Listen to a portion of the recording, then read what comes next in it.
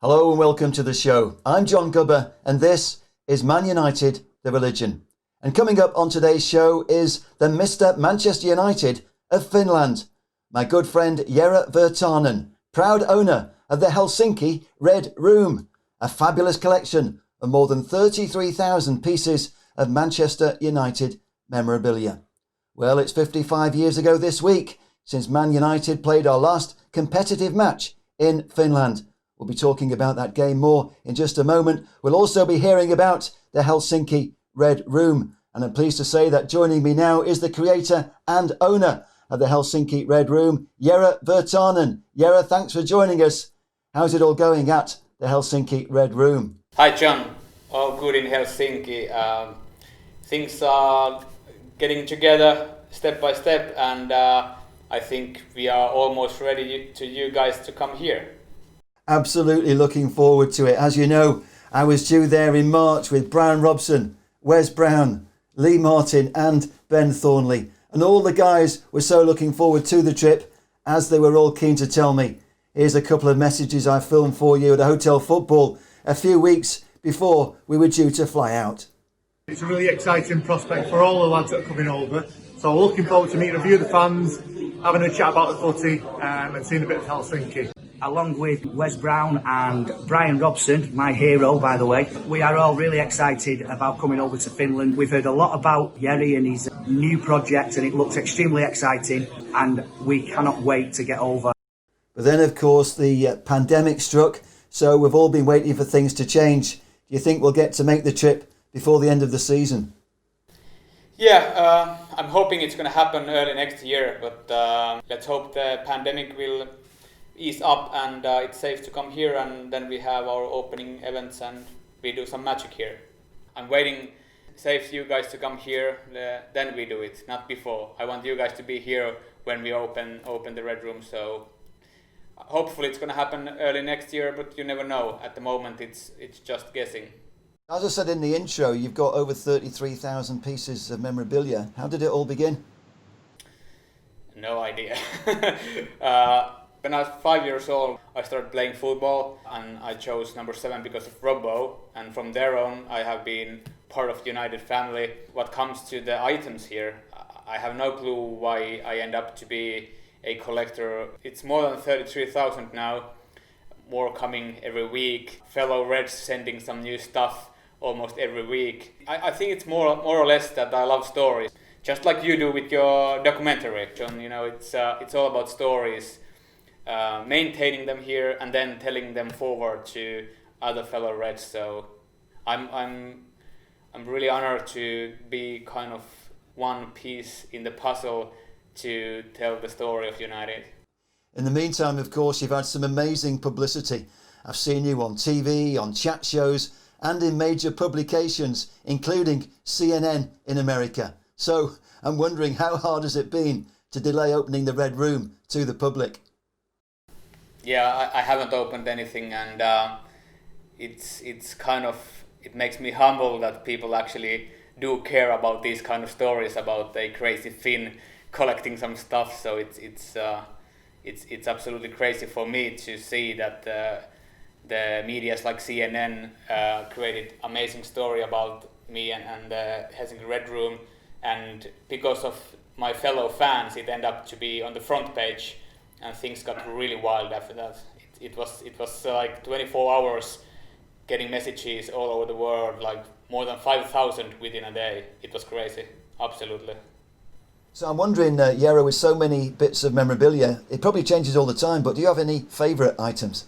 Yeah, it actually does change almost every day, as I have my office here at Red Room, so I tend to walk around every day here and watch things and think about the stories. So at the moment, I don't know why, but at the moment David Beckham shirts are my favorites. I have 4 of them on the wall with 4 different numbers, and for I don't know why, but for some reason now those 4 shirts tend to make me feel the happiest at the moment. I don't know why.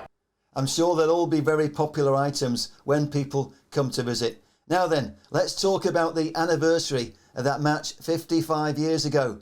the last and only competitive match United have played in Helsinki. Do you have any memorabilia from that tie? It was played over 2 legs, of course. Yeah, I actually took them here. So this is the official program from the match played in Helsinki, 22nd of September 65. The match started at 7 p.m. This is the Finnish style to do it. And then the program from Old Trafford, the next one.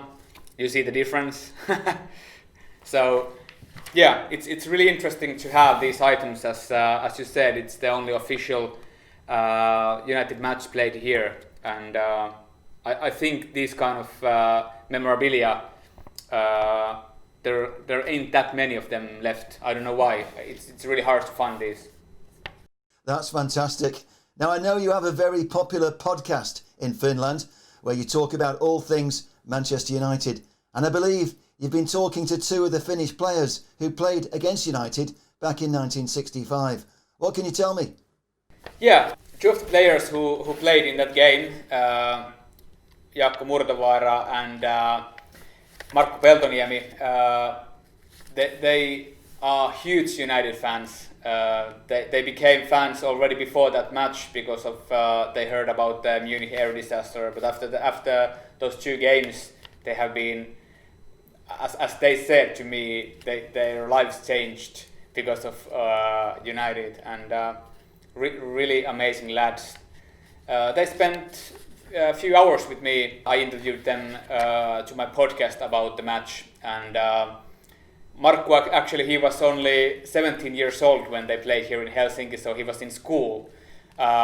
Morning time he went to school, and later on he went straight from school to play against United, so amazing. And I believe the big striker, he was one of the goal scorers. Yeah, he did. He scored the last goal in the game, so think about it, being 17, straight from school to play against United and then scoring in the game. Absolutely stunning. That's a brilliant story. And I think you've also got an interesting tale from his teammate who was marking our good friend Paddy Crerand. Yeah, that was the match at Old Trafford.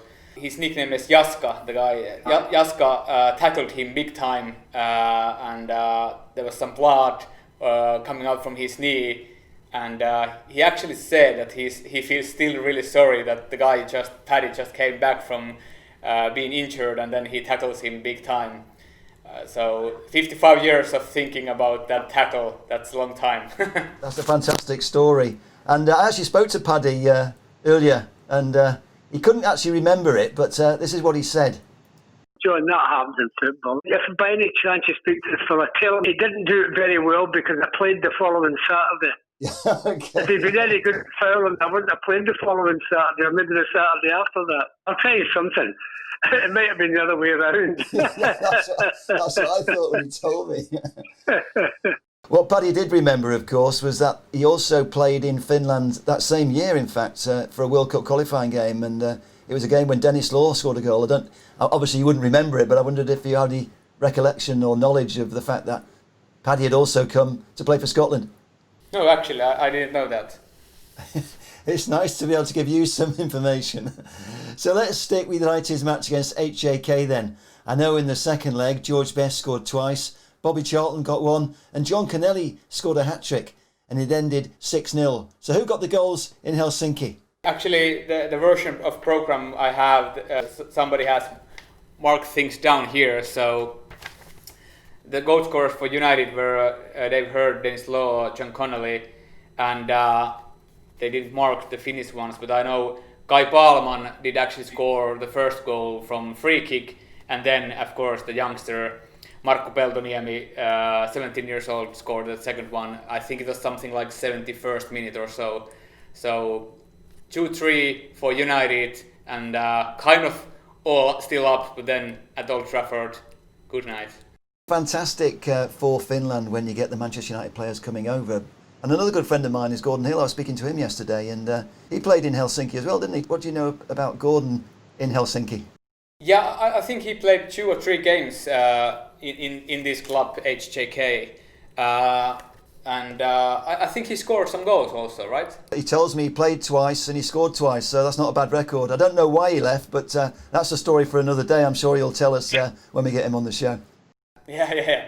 We've all got our fingers crossed that we'll be able to come over to see you, hopefully before the end of this season. And what kind of, when it does happen, hopefully we'll keep our fingers crossed. What do you have in store for us? Well, I'm not going to say everything because there's a lot of secret things happening, but of course when we have those old lads from United coming, we will have a lot of stories of United and the past of the club, but also we have this event public for everyone in Scandic Hotel where people actually can come to meet and greet those guys, and we have dinner and everything, and I think we have something special arranged also for you, John, but You'll see. I'm looking forward to it. I think I want one of those T-shirts as well, because tell us about your T-shirt.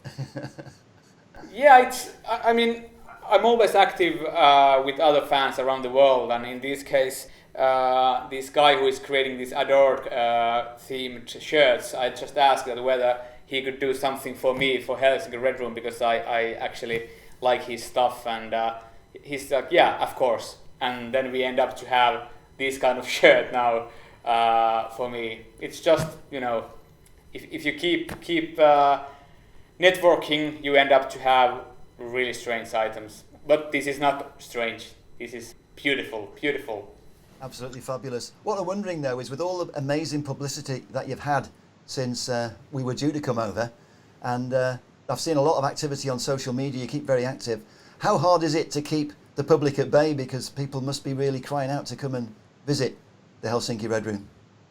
Yeah, I think people do realize that the pandemic is really massive issue for everyone. So people are actually more or less waiting things to go easier, and at the same time, people are like dying to get here. Things are getting bigger all the time. Things we do with you guys, and we are actually planning to have 24 hours live show from here, from Red Room. On November, we have also some special things about Georgie Best coming. So for me, it's more or less bringing some great content from Finland, from Red Room, and when the day comes and we can arrange those events, let's do it. What's fantastic as well is the way that the global Red family keeps together and supports each other, because we've got a lot of good friends between us now around the world, and I know you've got a lot of people who want to come from many different countries, America, Malta, England of course, and you obviously can't wait to open your doors. Yeah, and we have one massive project with you, John. We need to tell a story. We need to tell a story about Finland United Red Room. It's a big one, but let's do it. Well, as you say, I'm really looking forward to telling your story in a special documentary. And I think you should take a lot of pride from the fact you've very much put Manchester United in the spotlight in Helsinki like never before. I know there is an official supporters club in Finland, but I'm absolutely certain you created more interest in Man United in Finland than anyone else has ever done. The club owes you a huge debt for doing that, and you must sense from your own viewpoint that the support for Manchester United is growing in Finland. John, today one guy from northern Finland, I have never met him before, I have never heard about him before. He called me from a strange number. I answered. So there was this guy who has been supporting United since early 50s. This guy just wanted to call me and tell that he's a massive supporter of United from Finland. He has seen the newspapers and the articles about me, and he told me how he felt during when the Munich air disaster happened. And also he's told that he has two friends of him and they want to come to visit. So basically that's absolutely the best thing what has happened, that people around the Finland, from youth to old ones, they are more or less uniting even more. This guy also said that he's been supporting from the back, but now he wants to come and see and tell his stories from early 50s. That's the best thing to happen, by far. That's absolutely fantastic, Jere, and I can't wait to come over and hear some of these stories firsthand. You've got some amazing stories, you've got some amazing contacts, you've got some amazing memorabilia from what I've seen already, and I'm sure it'll be even more impressive when I get to see it firsthand, and I can't wait to come over there. It's the greatest disappointment I've had in 2020 was the fact that we couldn't come over to Helsinki, and I'm hoping that 2021 will be the year when we come to see you and officially open the Helsinki Red Room. I can't wait. Thank you very much for coming onto the show, Jere, and it's a great honour to know you. Thank you. Thank you, John. Thank you, my friend.